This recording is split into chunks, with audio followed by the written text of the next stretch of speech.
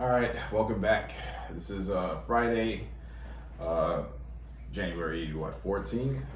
So it's our second show. So we did have our first show. We had some talk about the Bears on Black Monday, and we talked about who we're looking for as for a coach. And we talked about the Bulls. Well, today we just got done watching the Bulls game, and we're not happy because second time we've seen the Warriors and we got whooped.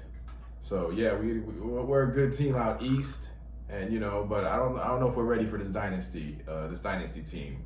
I'm not even sure if I know if we're ready for the Suns right now, but I'm just hoping we get a little bit better.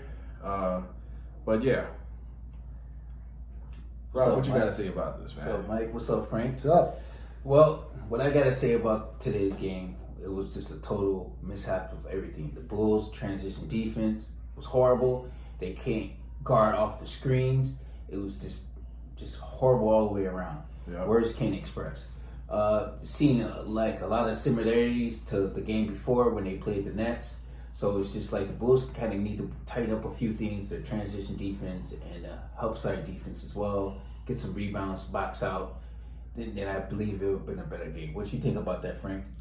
Well, this was a test. This game and the game the other night against Brooklyn, and both blowout games. Mm-hmm. I would say that, the Bulls are not 100% healthy, so we will never really know. The good news is we don't got to play Golden State again, and we don't got to play Brooklyn again. Not to the finals. But with Brooklyn, though, the Bulls do have the tiebreaker over Brooklyn. They beat them 2 out of 3 times, so that's good. But the last game was just horrible. This game was, God.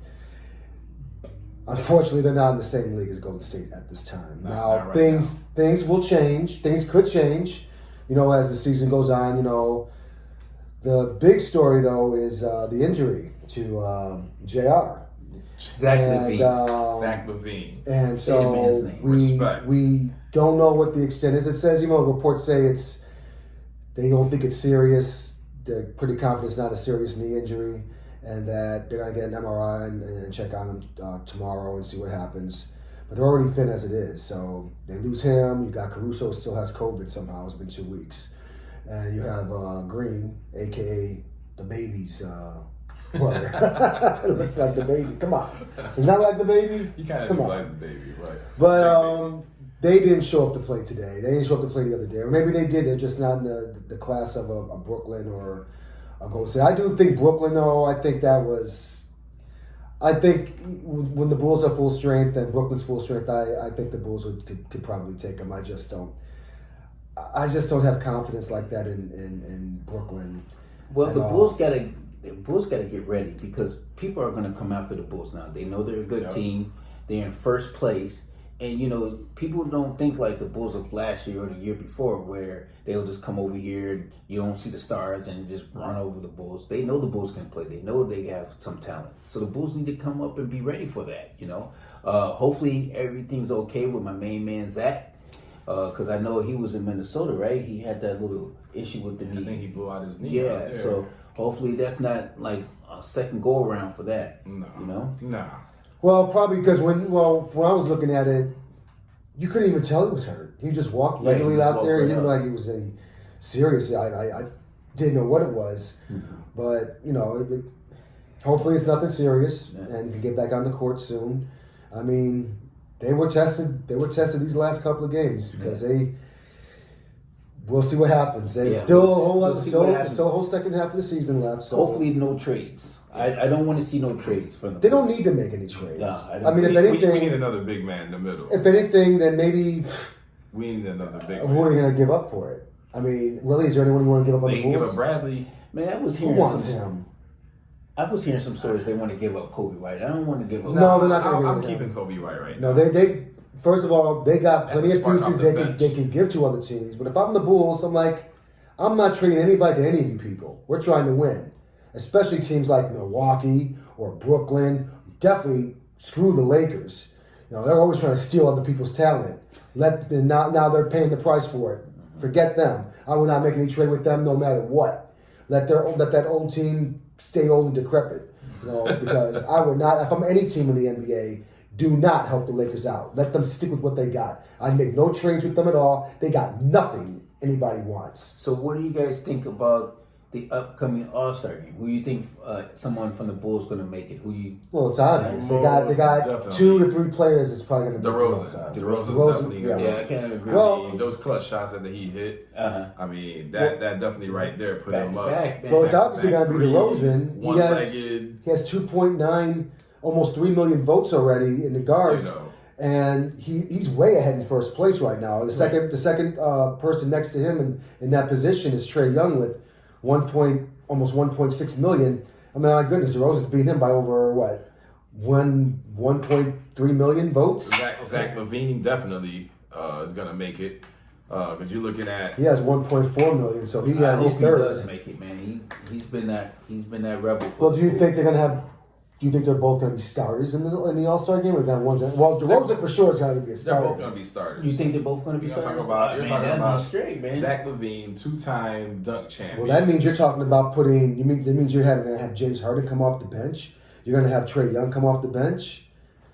But I mean, someone's got to come off the bench. Yeah. Well, let's take a look at this. So in the East, the overall leader in the East right now is Kevin Durant. Which I think he has 4 million. He has over 4 million votes, which is, of course. And then Giannis with 3.8 million. Greek freak. You got to respect on his name too. Exactly. Oh no, I respect the man. I don't have any problem. I don't have any problem with him. He brings it. He just acts like on the court like he's entitled. That's the way you're supposed to act. No, I don't see that. I do. When you see him play and like you're not entitled to nothing. That's the way MJ was acting. No, let's not compare that. MVP Antetokounmpo. I mean, when Giannis wins 6 MVP finals, 5 regular season MVPs, Defensive Player of the Year, All-Star MVP. If you can win an All-Star MVP, right. regular season MVP, okay, finals MVP, league leading scorer in the NBA, then talk something. Because I don't even think your boy LeBron has done that. I don't even think Kobe did that. No one has done that. Probably. So, I mean, that's how it is. But I do, obviously, Giannis is going to make the All-Star game. He has to. But then you got Joel Embiid with 2.3 million. He's killing. Now here's a question here. Because I'm looking at 4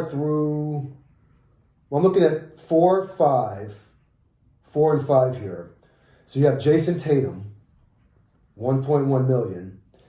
And you have good old Jimmy Buckets. Jimmy Butler, the one that we traded away. Yeah, that was we a got good move. JR for. That was a good move.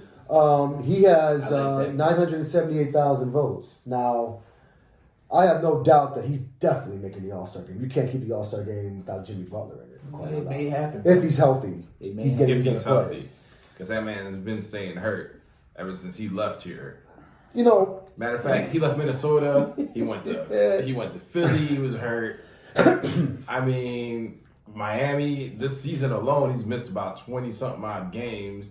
I mean, I don't know. I don't know why he should be in the game when you don't want Kyrie Irving in the game. Wait a minute. Now, this man's been out half the season, and you want him in the All-Star. Hold on. And that's what I wanted to get into next here. Okay. Why in the hell is Kyrie Irving even on this list? See, this is the problem when you have fans voting for this. Because the fans should only be allowed to vote one player in. That the media and the players and the coaches and the general manager and the owners should be the ones that vote in the starters. And then you leave it to the fans to vote one player in, the last slot. Okay.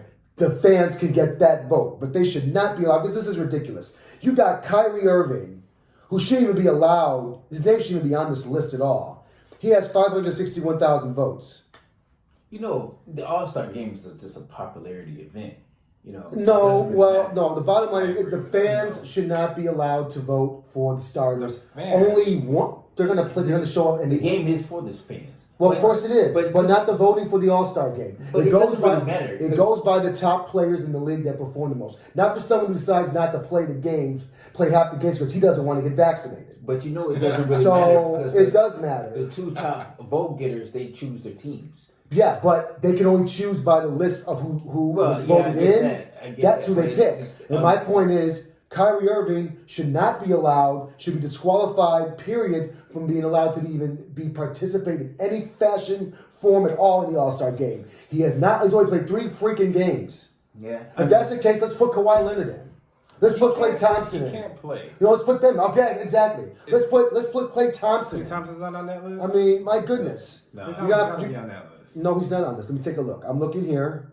I thought he was on that list. He was already getting. He got robbed. No, the 75. he's not in here, and he's not supposed to be on here. And neither is Kyrie Irving. Okay. And he should not be allowed to. He should not be allowed in this game because he chose. He wasn't hurt. He chose to not play because he doesn't want to get vaccinated, and so he only wants to play half the games. Or he doesn't want to play half the games. The rule is he can only play half the games.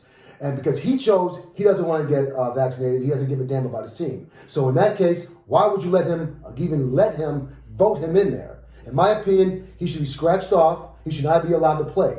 In my opinion, I'm surprised there's other teams.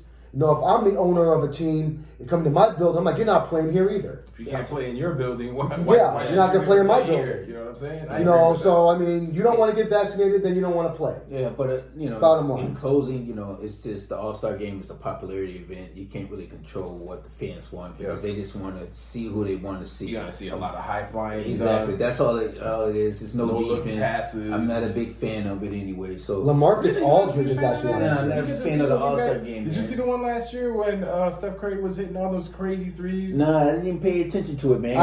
I want them to go back to East versus West. Why every year, ever since they started this new format, how come it's Giannis versus LeBron? Because they're the most vocal. I mean, did LeBron let that go already? It's not.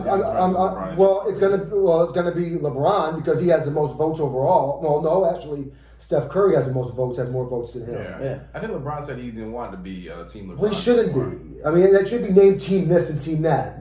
Just the East versus West. I don't understand why they don't go back to that. Because they want them to play with each other. You know what I'm that's saying? what Instead it of is. just Eastern Conference. Okay, I don't remember. I don't remember. That was another era. Michael Jordan on one side, and who was on the West? That was the Gary 90s, Payton man. on the other side. Different I era. mean, bro. my goodness. They dumb it down so much now. That's the problem. It's too soft. What do you guys think about moving on? What do you guys think about the NFL playoffs? What do you think about that? I mean, coming this weekend. Tomorrow we got what? 2 games. Yeah. We got the Raiders and the Bengals. Yes. What do you think? That one right there, I'm gonna give to the Bengals. I'm a Bengal believer this year. Joe Burrow, killing it. Joe Burrow, that's the boy. You got Chase. Mm-hmm. That's been outrunning everybody. It's been crazy. So yeah, definitely I got the Bengals. Even though the Raiders are good, Derek Carr's been lighting it up. Jacobs, great running back. You know, he's got some other weapons out there as wide receivers, but I think the Bengals are going to get it done. Do you know the Bengals is the first time making it to the playoffs since the 1990s? Is that correct? Chad Johnson. No. That's not correct. Was Chad it? Johnson was No, because Carson Palmer brought them to the playoffs when he hurt his knee. I forgot about that. Hurt his knee. That had to have been like 2000 something. So they they made the were playoffs. playing Pittsburgh, right? Yeah, they were. And I think it was like the first or second play of the game. He threw a nice pass. He threw a nice pass to I forgot who it was, and he hurt his knee. Wasn't so you're saying Chad Johnson never made it to the playoffs with Carson Palmer? I'm pretty sure he did. Chad Johnson was on that team. I think it was. Chad Johnson might have been together. Because they're in first place though, right? Yeah. I think that's when the last time they were in first place in 19. Okay. All right. So not the playoffs. Frank, what you got for the Raiders? I got the Bengals winning. Joe Burrow is he's having one hell of a season, and I think he's gonna light Vegas up. And I don't think it's gonna even be a close game. I think it's gonna be a blowout. Yeah, I think Cincinnati has the better quarterback, so I kind of go with them. I mean, even though the Raiders, though, they've been killing. Ever since they lost their head coach to some negative things. We're not going to get into that. But talking about Gruden? Yes. But you know what though? You got to give them. I'm going to give Oakland. I keep calling them Oakland. I'm going to give the Raiders credit on this because they could have easily folded and just went 4-12. They actually came back. They came back. They brought everything back together. I mean, I can't say the same for the Bears. Yeah, but Oakland, they lost their coach. Mm-hmm. They kept that team together. They made the playoffs. They won games. I mean, the end of the road is tomorrow for them, but I got to give them credit. I mean, they're a good team, and I think they'll be better next season. So Vegas has a good team. Okay. They don't deserve to have a team in that town, but they do. They have a good team, and I think they're going to get better next season. Before we transition over real quick, go ahead. What's your personal feeling about John Gruden? Well, my personal feeling about John Gruden, I don't know him personally, just hearing some stuff. I thought he was a good coach, but unfortunately, some things he said about certain people, and it was going top notch into like a lot of stuff, NFL teams, and some political stuff that he was saying, and I think that's very disrespectful. I mean, I'm not shocked. I'm not surprised because, I grew up, being Black American. So, it doesn't shock me at all. It's sad, heartbreaking a little bit to see what happened because I do feel like Gruden's a good coach.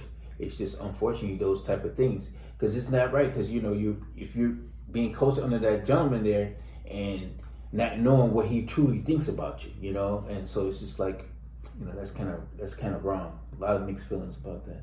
Well, I mean, hey, a lot of stuff people say, behind closed doors, and he got caught. Yeah, just like several other people did. Yeah, the lady from SportsCenter. Yeah. So I mean, I kind of thought he was overrated anyway. Wow. And he should have kept his behind in the booth.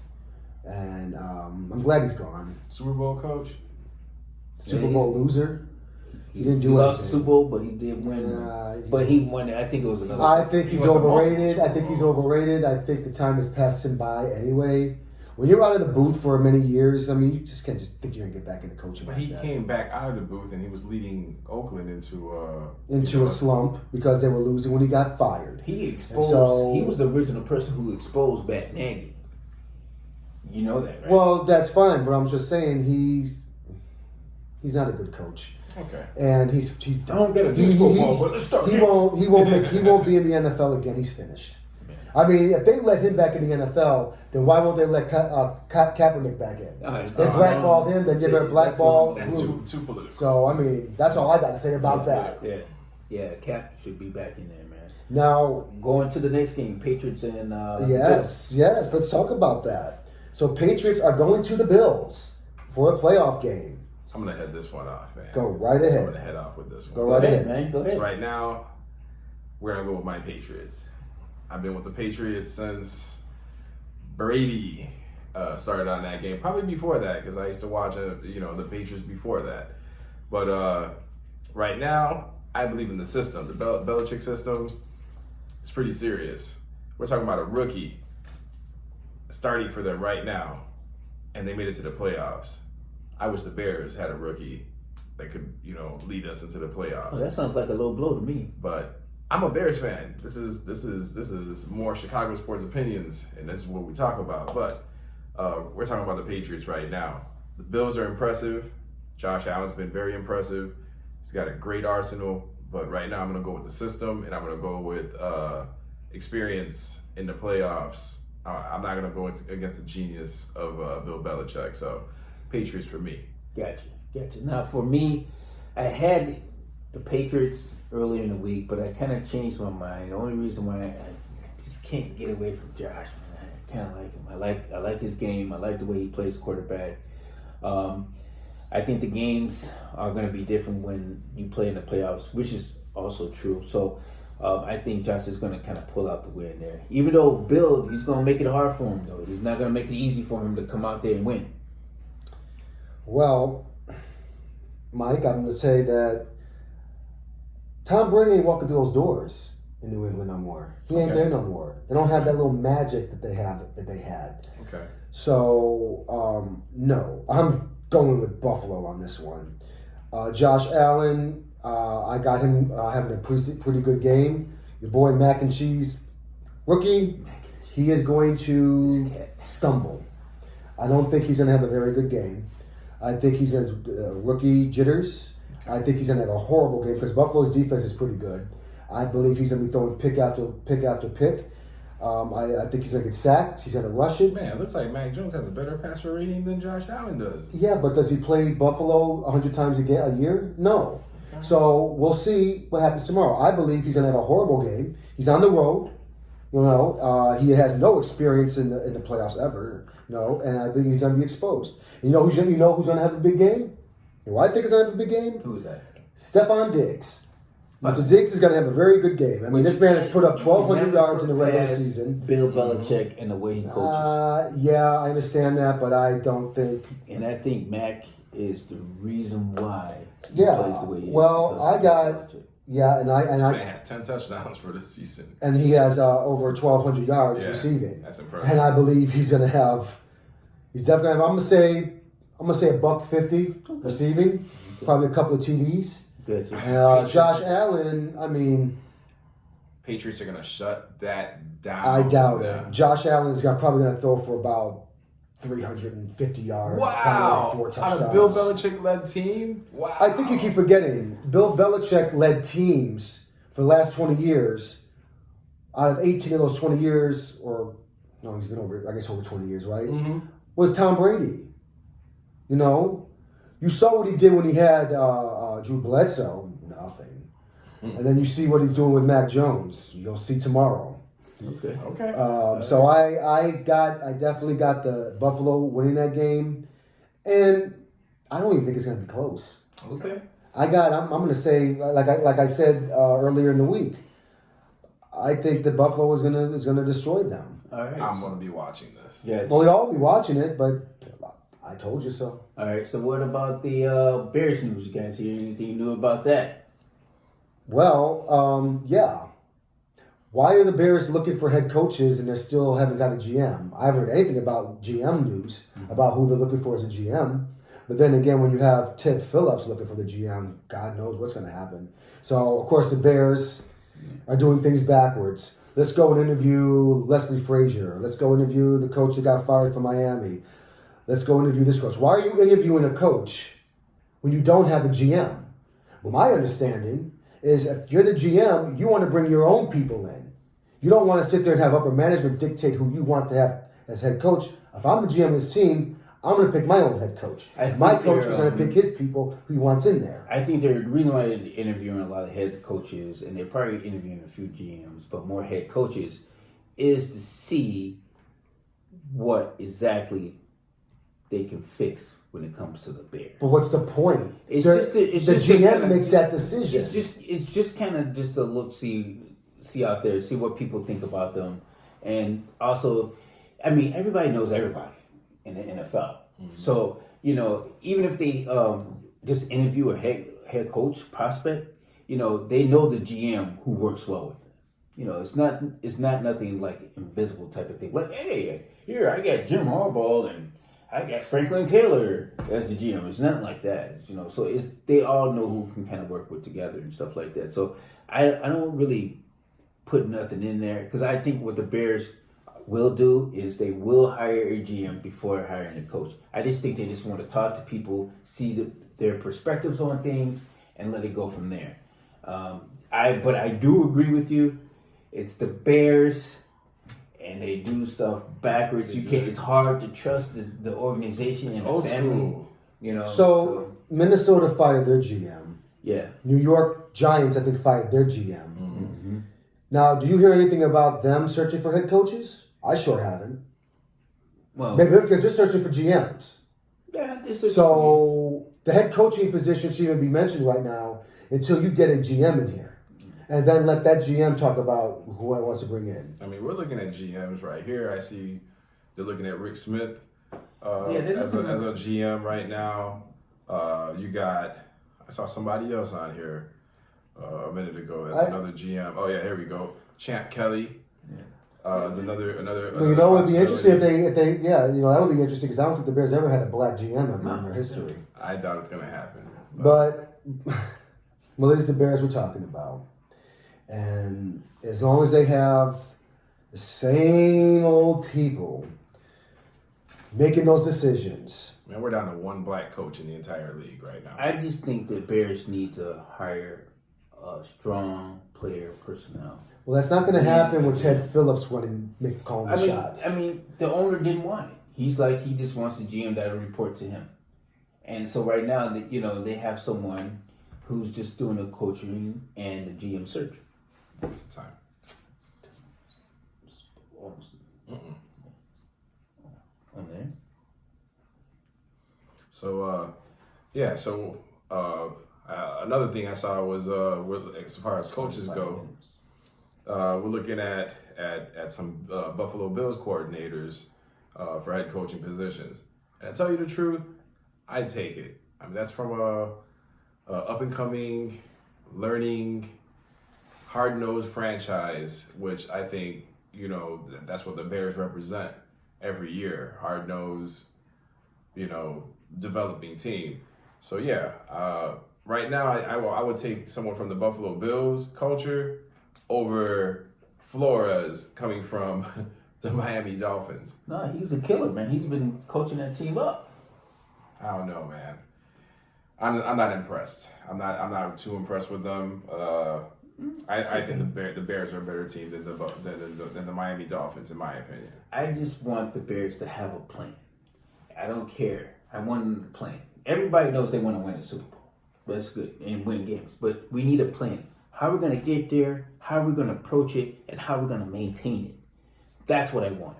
I don't want just, okay, let's just try to do this to win this games and beat the Packers, rah, rah, rah.